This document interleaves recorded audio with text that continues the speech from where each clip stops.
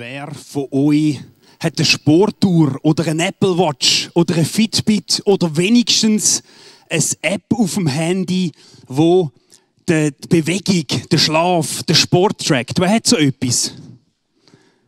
Doch einige. Nicht die Mehrheit, aber einige. Ich habe es schon mal gesagt, meine Uhr, meine Garmin, ist so ein Spielzeug, das ich sehr gerne habe, auch wenn ich es eigentlich nicht brauchen würde.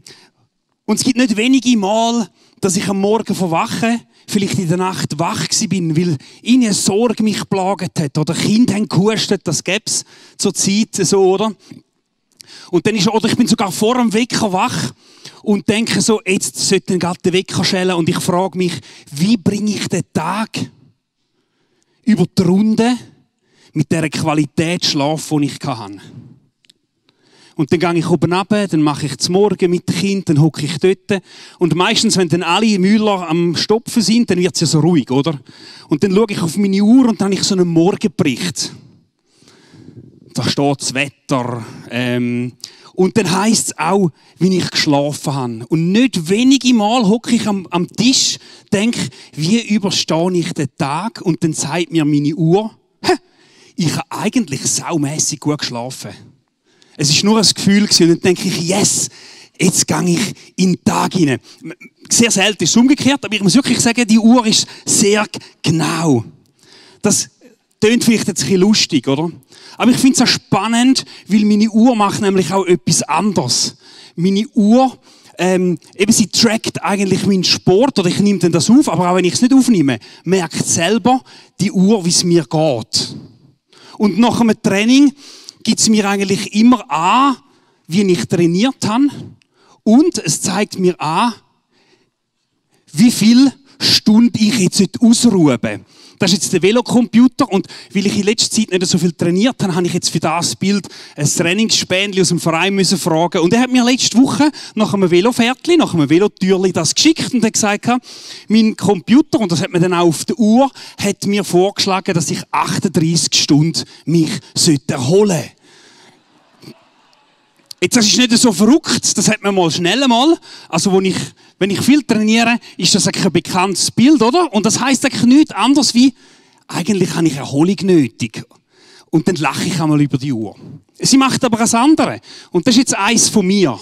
Das ist das, letzte Woche, beim Arbeiten, habe ich geschaut, jetzt heisst Trainingsbereitschaft 85 von 100, oder? Das ist sehr hoch. Jetzt habe ich noch in der Husten, bin noch ein bisschen verkältet. Dann ist es eben nicht ganz bei 100. Und unten steht ausgezeichnete Erholung. Bereit für Leistung. Das ist jetzt aber nur das eine, nämlich in dem Morgenbericht, je nachdem, wie es mir geht, wie ich erholt bin, also wie das Bild ist, und das da, schlägt es mir dann ein Training vor. Und dann heisst es zum Beispiel, heute wäre ein super Tag zum 45 Minuten Intervall laufen. Ich kenne beides. Es ist so vielleicht ein bisschen eine Krankheit von der Ausdauer-Hobbysportler, oder? Dass man eigentlich am liebsten trainiert. Ausruhen, dehnen, Kräftigungsübung.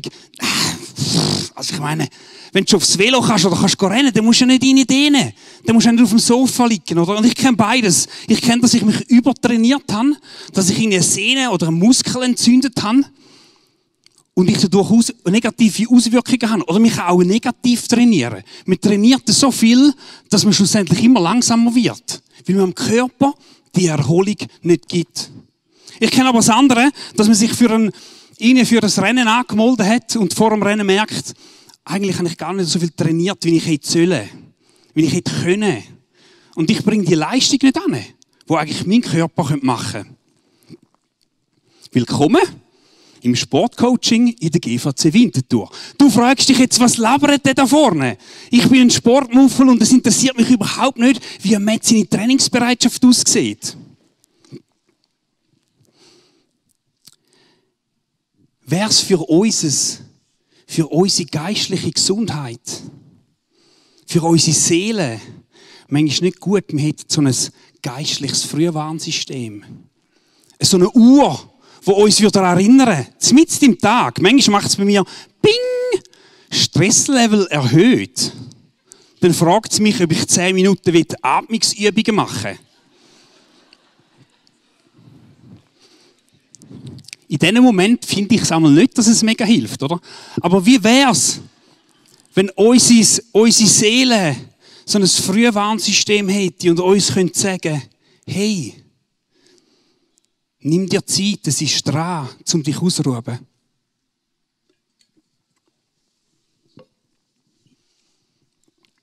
Und darum glaube ich, hat das Bild von dieser Uhr sehr viel mit uns zu tun. Wir leben in einer anspruchsvollen Zeit. Wir haben noch nie so viele Entscheidungen treffen wie heute. Ich habe eine Statistik gelesen vor 10 Jahren, als ich Alpha angefangen habe. Und die heisst, dass wir täglich im Schnitt 20'000 Entscheidungen treffen müssen. Ich habe die probiert zu suchen, habe sie nicht mehr gefunden. Dann habe ich das gemacht, was man heute macht, wenn man es nicht mehr findet. Ich habe ChatGPT gefragt. Und ChatGPT hat mir gesagt, dass der Durchschnittsschweizer heute 35'000 Entscheidungen am Tag treffen muss. Das sind ganz kleine. Was esse ich zum Morgen? Welche Socken lege ich an? Lege ich es richtig oder verkehrt an? Aber auch grosse Entscheidungen. Und mir ist sich einig, dass Entscheidungen Kraft brauchen. Wir haben oft Mühe, auf dem richtigen Weg unterwegs zu sein. Kaum haben wir eine freie Minute, spammen wir uns zu mit News, mit Gesprächen, mit Fernsehen, mit Social Media, mit Podcasts. Vielleicht sogar manchmal GVC-Podcasts. Anstatt, dass wir einfach ruhig sind. Und ich höre von so vielen, die sagen, das Lebenstempo ist einfach so hoch. Und mich dunkt, wir sind eigentlich wie so Hobby-Ausdauersportler, die eigentlich konstant am Übertrainieren sind und die Warnung von unserer Uhr völlig ignorieren. Wir sind in dieser Serie unterwegs und sein. Und das sollte so ein wunderbarer Wechsel sein. Das sollte in einer Balance stehen. Und in dem Wechsel, glaube ich, liegt die Schönheit, die Ausgewogenheit für ein gutes und erfülltes Leben.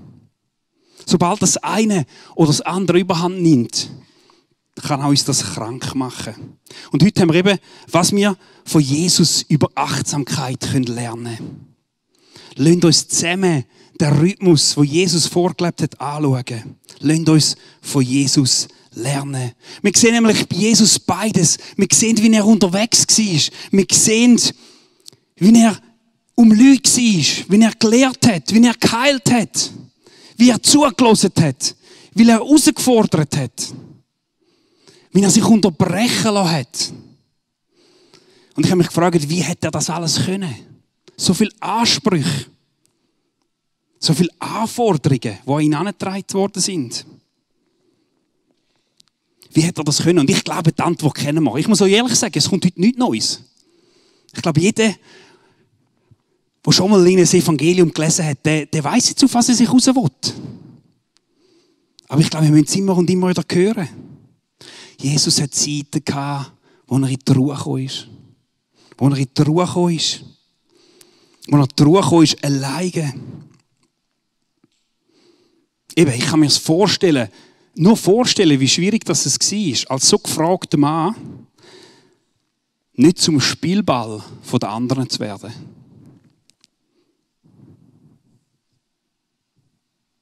Und es scheint mir fast, wie Jesus eben so ein geistliches Frühwarnsystem hatte. Wenn er immer wieder gemerkt hat, jetzt ist es Zeit,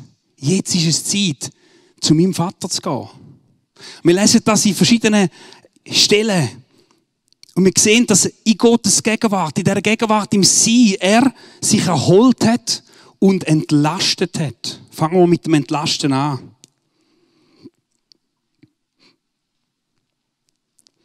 Wir sehen nicht, was er in diesen Zeiten gemacht hat und was er gebetet hat, aber wir sehen, dass er zu seinem Vater ist. Nehmen wir mal die erste Geschichte. Jesus hört vom Tod von Johannes am Täufer. Und dann heißt es, als Jesus das hörte, fuhr er mit einem Boot in eine entlegene Gegend. Er wollte allein sein.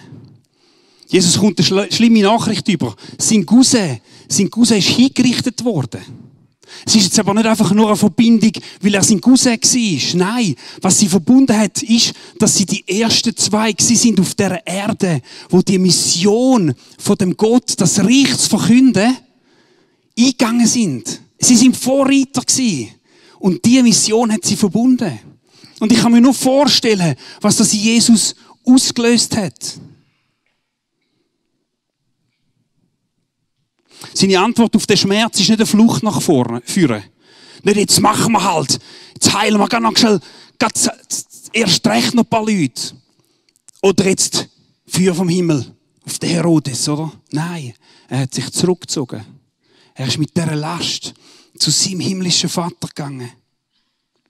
Andere Übersetzungen brauchen da fürs Allein eine menschenverlassene Gegend. Und das griechische Wort Katidian heisst abseits der Menge. Könnte es sein, dass es ein Schlüssel ist? Ich habe mich gefragt, wo sind unsere? Wo ist mein Ort von der Einsamkeit? Wo ist mein Ort, wo ich nicht abgelenkt bin? Aber ist euch das schon mal aufgefallen, wenn ihr in die Einsamkeit kommt, werdet ihr oft mit den Abgründen von euren Seelen konfrontiert. Wo ist der Ort, wo wir unsere Tatsachen stellen müssen? Wo wir Gott unsere Herzen, unseren Schmerz anheben können? Wo ist unser Fixpunkt? Wo ist es auch einfach mal ruhig? Jesus hat sich zurückgezogen. Und die Geschichte finde ich so spannend, wie er mit dem Schmerz umgegangen ist. Er hat gesagt, jetzt muss ich abladen. Ich muss in die Ruhe zu meinem Vater gehen. Wir sehen aber auch, dass er sich zurückgezogen hat nach einer strengen Zeit. Nicht zum Abladen, sondern es scheint fast wie zum Aufdanken. Wie die Recovery Time, die jetzt starten. Wir lesen nämlich, wie Jesus am Simon seine Schwiegermutter geheilt hat. Die war schwer krank. Er heilt die und Logo spricht sich das um wie ein Lauffeuer. Und alle Leute rundherum bringen ihre Kranken, ihre Besessenen und Jesus heilt. Heilt alle. Das heisst konkret, dass er nach einem langen Tag nochmal eine Nachtschicht eingeleitet hat. Dass er nochmal Menschen geheilt hat. Alle, die mit Menschen zusammen arbeiten, im Sozialen, ich glaube, die kennen das, dass Menschen helfen etwas vom Schönsten ist. Aber es kann auch aussaugen. Und Jesus hat das gemerkt. Hey, ich brauche meine Recovery Time. Und er geht, was macht Jesus? Es heisst dann nämlich, und früh morgens, als es noch sehr dunkel war, stand er, Jesus, auf und ging hinaus und ging fort an einen einsamen Ort und betete dort. Jesus hat also bis in alle Nacht hinein Menschen geheilt. Ich habe mich gewundert, hat er überhaupt gut schlafen können? Kennt ihr das? Ihr habt so einen strengen Tag gehabt, ihr habt so viel gegeben und endlich könnt man schlafen, aber man findet die Ruhe nicht. Ich habe mich gefragt, wenn wir das anschauen, zu dieser Zeit haben sie keinen Wecker gehabt. Sie sind mit der Sonne aufgestanden. Wie ist er aufgestanden? Hat er ihnen so einen Gückel neben das Bett gestellt, oder? Wo dann angefangen hat, ihnen zu schreien. Vielleicht war er umgetrieben gewesen. Aber was sehr spannend ist, dass wir sehen, dass der Markus da mit 4 Verben beschreibt, was Jesus gemacht hat. Wir lesen nämlich, dass es heißt, er stand auf, ging hinaus, ging fort und betete. Wir sehen mit 4 Verben im Satz, und das ist recht speziell, dass im Satz mit 4 Verben beschrieben ist, was er macht. Und es zeigt so die Absicht, was er wollte. Es hat ihn etwas gekostet. Er ist aufgestanden. Er hat sich angelegt, er ist aus dem Haus gegangen. Weil er wollte alleine sein. Er ist nicht einfach nur aus dem Haus aufs Bänkchen hinten dran, sondern er ist noch weggelaufen in die Einsamkeit. Und dort hat er gebetet. Wir lesen das immer wieder. Das heisst auch ein Vers, Jesus aber zog sich immer wieder in die Einsamkeit zurück. Oder ein so prominentes Beispiel ist nach der Speisung von der 5000. Schickt er die Leute heim, verpflegt. Und dann sagt der Jünger, gehen ins Boot und fahren über den See. Er hat ja gewusst, dass die in den Sturm laufen. Und es scheint, es war ihm egal gewesen. Er ist zurück auf den Berg, zum Aufdanken bei seinem Vater zu sein. In einem Buch über geistliche Gewohnheiten habe ich gelesen, eine Geschichte, also es beschreibt einen Dialog zwischen einem Priester und einem alten Bauer. Und der Priester beobachtet, dass der alte Bauer immer mega lange in der Kirche hockt, recht weit vorne und einfach das Kruzifix anstarrt. Und der Priester hat sich nicht daraus machen, was soll das? Und dann geht der alte Bauer fragen, was machst du da immer in der Kirche? Vor der Reihe aufs Kruzifix schauen. Und der einfache alte Mann hat gesagt, ich schaue Jesus an. Jesus schaut mich an. Und wir sind beide glücklich.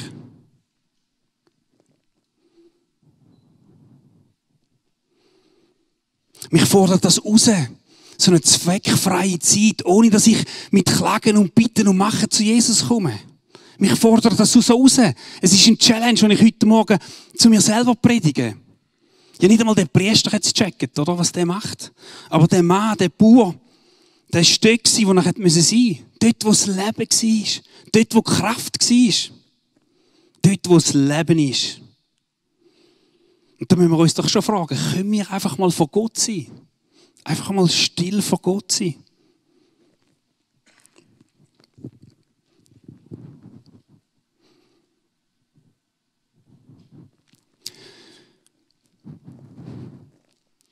In seiner Gegenwart, in dem Sein, gibt es aber auch Ausrichtung. Es scheint mir fast so, wenn ich die Bibel lese, dass Jesus seine Ausrichtung in dieser Zeit geholt hat. Dass er nicht einfach nur abgeladen, aufgedankt hat, sondern dass er seine Ausrichtung geholt hat. Noch einmal zurück zum Simon, zu dieser Geschichte. Wir lesen nämlich, dass er eben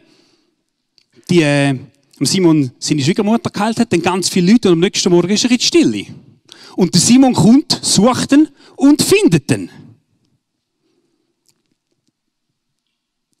Er findet ihn und es scheint fast wie ein Vorwurf, dass er sagt, hey, alle Leute fragen nach dir. Hey, was machst du da? Jetzt hockst du nämlich Schneidersitzer-Schindli, gell? Ja? Hey, aufwachen! Fertig plempert. Da hat im Fall eine Schlange vor meinem Haus. Schwerwiegende Fell von eingewachsenen Zehennägeln und graue Haare. Die müssen geheilt werden. Komm, hopp, hopp, hopp, auf, mit. Und Jesus gibt eine Antwort. Eine Antwort, die mich total erstaunt hat, oder? Aber er antwortete, wir müssen auch noch in die umliegenden Ortschaften gehen, um dort die rettende Botschaft zu verkünden. Das ist meine Aufgabe. Matthäus 1,38. Das ist jetzt vielleicht eine Spekulation von mir, aber ich habe das Gefühl, Jesus ist von Gott an seinen Auftrag erinnert worden. Wieder in die Weite und hat gesagt, hey, du bist auf die Erde gekommen, um die Botschaft von meinem Reich zu verbreiten. Ja klar, zum Leute heilen, zum Leute befreien, aber nicht einfach an einem Ort, sondern das in die Breite. Ich bin im Vers ein bisschen auf den Grund gegangen und bin mit Theologen auf einen spannenden Satz gestoßen. Er hat nämlich gesagt, er Jesus, er lässt sich nicht von seinem Auftrag abbringen, die Herrschaft Gottes weit und breit zu verkünden. Die Menschenmassen suchen das Umgekehrte. Heilung und Nichtbeugung unter die Herrschaft Gottes durch Umkehr zu Gott. Ich habe das gelesen und das ist mir tief ins Herz hineingegangen. Was suche ich? Die Menschenmassen suchen das Umgekehrte. Heilung und Nichtbeugung unter die Herrschaft Gottes durch Umkehr zu Gott. Was suchen wir in unserem Leben? Was suchen wir bei Gott? Sind es die Wunder, die wir suchen? Yes, die wollen wir doch alle. Die will ich auch. Gerade wenn Kind und ich selber husten, dann willst du doch irgendwie, dass das wegkommt. Ja, für das steht Gott. Aber er steht noch für mich. Ich habe mich schon gefragt, weiss ich, was Gott von mir will? Wissen wir, was Gott von uns will? Könnte es sein, dass es uns massiv besser würde gehen, wenn wir Gottes Gedanken über unserem Leben würden kennen? Nicht das, was wir im Buch gelesen haben. Nicht das, was auf dieser Bühne sagt, was nicht falsch ist, sondern ganz persönlich für dich. Weißt du, was Gott für dich in dem Moment dir sagen,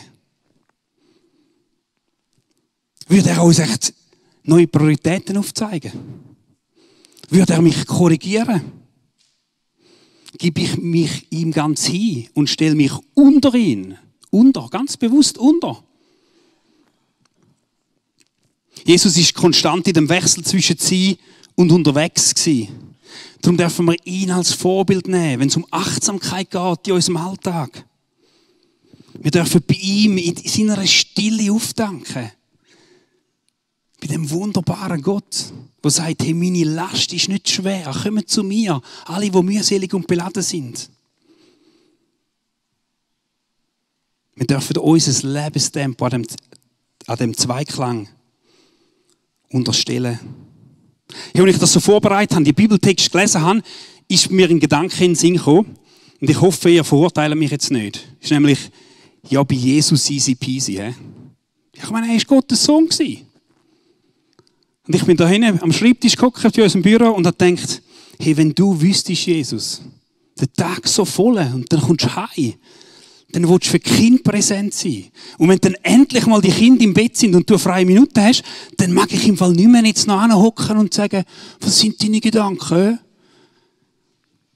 Und er hat gesagt, ja Logo, für dich war es easy peasy gewesen. Und ich habe das Gefühl, Gott hat mich nochmal in die Bibel geführt. Und ich habe gesehen, beim genauen Anschauen, dass die Zeiten bei Jesus extrem umstritten sind. Wo Jesus vom Tod von Johannes gehört und sich zurückzieht, suchen ihn die Massen. Sie finden ihn. Und was macht er? Er hat Erbarmen. Er macht seine Recovery Time wieder auf Pause. Eben, wo er sich zurückgezogen hat, nachdem er die vielen Leute geheilt hat, kommt der Simon. Und anstatt Bewunderung, dass Jesus weiss, wo er aufdankt, kommt ein Vorwurf. Hey, wo bist du? So viele Leute warten. Und wir sehen, da bei Jesus ist die Zeit umstritten gewesen. Es gibt so einen Satz, der wird dem Luther zugeschrieben, und es gibt eine ganz verschiedene Variation, aber ein Dozent in meinem Studium, finde ich, hat ihn mega schön gesagt. Er hat gesagt, hey, wenn ich einen Tag nicht meine Zeit mit Gott habe, mich nicht ausrichten kann, dann merkt es Gott. Wenn ich 2 Tage nicht Zeit habe mit meinem Gott, dann merkt es meine Frau. Sie merkt es, bevor ich es merke. Wenn ich 3 Tage nicht mit meinem Gott unterwegs bin, dann merke ich es. Und wenn ich 7 Tage nicht mit meinem Gott unterwegs bin, dann merkt es die ganze Welt um mich herum. So eine powervolle Aussage. Und wir kommen jetzt zu konkreten Schritten. Wie können wir in die Ruhe kommen? Wie können wir so ein geistliches Frühwarnsystem in unser Leben einbauen? Ich glaube, wir müssen neue Gewohnheiten antrainieren. Das geht 3 Monate. Also nicht, dass du jetzt rauslaufst, denkst, ich mache es heute einmal und dann ist es drin. Das geht 3 Monate. Bis eine Gewohnheit drinnen ist. Ich habe da mal in der GVC vor ein paar Jahren eine Passion Group dürfen haben, wo wir uns so 5 missionale Gewohnheiten antrainiert haben oder probiert antrainieren, zum Licht und Salz auf der Erde sein. Und spannend jetzt, was ich merke, ist, dass 3 unterwegs sind und 2 sind. Und die 3. Gewohnheit war, nimm dir mindestens eine Zeit pro Woche raus, zweckfrei von Gott, und los, was ihm auf dem Herzen ist. Das war die grösste Challenge, die wir hatten, oder? Und der das Büchlein geschrieben hat, er hat gesagt, wir hören doch alle den Heiligen Geist. Wir hören doch alle die Stimme von Gott. Aber er hat gesagt, ist doch nicht oft so, dass man sie so hört, wie wenn wir in einem Kaffee sitzen würden. Im Hintergrund läuft Musik, läuft vielleicht ein Radio, und auf die volle Stunde kommt Nachrichten. Du hörst zwar, dass die Musik gestoppt hat, dass jemand am Schwätzen ist, aber du verstehst nicht, was in den Nachrichten kommt. Und so ist doch viel in unserem schnellen Leben. Wir hören zwar die Stimme, aber wir wissen nicht genau, was er am Sagen ist. Und da heisst es eins. Da gibt es nur eins. Lärm reduzieren. Sich zurückziehen. Antrainieren. An der Bushaltestelle nicht das Handy führen. Am Rotlicht nicht das Handy führen zu nehmen. Wenn die Kinder endlich in der Mittagszeit sind, nicht wieder etwas machen, sondern einfach mal sein.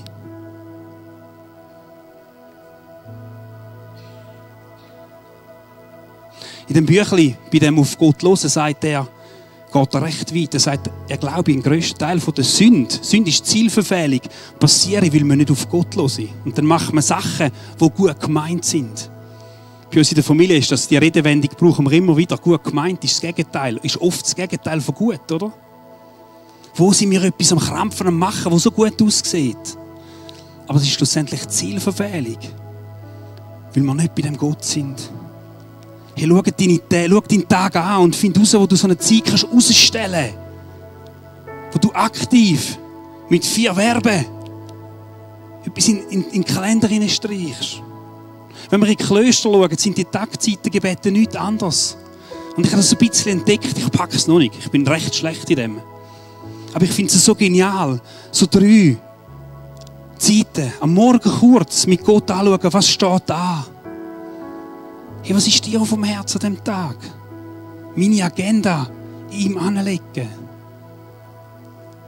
Am Mittag kontrollieren, bin ich auf Kurs, mal schnell durchschnaufen und sagen, bin ich im richtigen Tempo unterwegs? Und am Abend zur Ruhe kommen. Bevor ich ins Bett gehe, bevor ich den ganzen Stress in meine Nacht nehme, mal durchschnaufen, zurückschauen, mit Gott zusammen, sagen, Jesus, was war heute? Zeigst du mir. Nicht das, was ich weiss. Ich weiss, wie mein Tag war. Jesus fragen, Jesus, wie ist mir der heutige Tag gelungen? Mega spannend, was er einmal dann sagt. Danke sagen für das, was gut gelaufen ist. Entschuldigen und Vergebung bitten für das, was misslungen ist. Und einen Vorsatz setzen für den neuen Tag. Es gibt auch Hilfe. Ich weiss nicht, über lebensliturgien.de haben wir so 3 geführte Tagzeitengebete. Manchmal, wenn es bei mir so laut ist, dann schaffe ich es alleine fast nicht. Dann liege ich im Büro auf dem Sofa oder auf dem Boden, wo man mich nicht sieht, tue die Stöpsel rein und höre das. Oder die Englisch können, Lektion 365 ist so eine App, die mega cool mit einem Morgen- und einem Abendgebet einem führt. Wo nehmen wir uns Zeit raus, zum Stoppen, zum Sein vor dem Gott? Wir werden jetzt in eine Worship-Zeit hineinkommen, können wir am Schluss ja noch unsere Alltagschallenge über von der Susanne. Die soll das noch mal ein bisschen aufgreifen. Aber jetzt wollen wir dann zusammen vor den Gott gehen. Uns ausrichten. Du darfst allein oder mit jemandem das Abendmahl nehmen. Nochmal neu mit dem Jesus connecten. Du darfst vor das Kreuz sitzen. Wenn kein Kruzifix hängt Jesus nicht dran, aber du darfst vor das Kreuz sitzen, vor das Kreuz stehen, vor das Kreuz liegen und ihn anschauen. Und dich von ihm anschauen lassen. Du darfst für dich beten lassen. Das Gebetsteam hat die hat meine Predigt nicht gewusst, oder? Aber sie haben es auf dem Herz heute Morgen für Menschen, die Chaos im Leben haben, die nicht durchbrechen, die nicht zur Ruhe kommen. Dass Gott wie eine Ruhe, einen Durchbruch, einen Segen will geben. Hey, wenn das dich anspricht, oder wenn du sonst einen Segen brauchst, wenn du sonst in einem Problem hinein bist, darfst du für dich beten lassen. Das Gleiche gilt natürlich auch online. Die Nummer ist eingeblendet, wo du kannst schreiben. Ja, aber bevor wir jetzt in Worship hineingehen und vielleicht wieder so einen Modus hineinkommen, wo wir einfach singen, weil wir singt, wenn wir einfach 2 Minuten ruhig sind. Und ich will dich herausfordern, dass du deinen Jesus, deinen Gott fragst. Was mache ich mit dieser Predigt? Was liegt dir auf dem Herzen? Wie siehst du mich? Was sind deine Gedanken über mir? Amen.